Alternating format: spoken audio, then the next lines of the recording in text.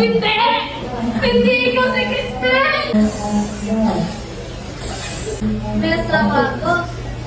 At yun ay si Pedro. Tumagaling anak. Yun ay si Basilio at si Crispin. Magdasal tayo! Ngayon, ang araw ng mga patay. Magdasal natin!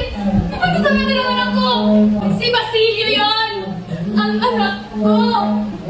At nakikita mo ba? Ang ilaw ko sa kumbento? Si Crispin yon!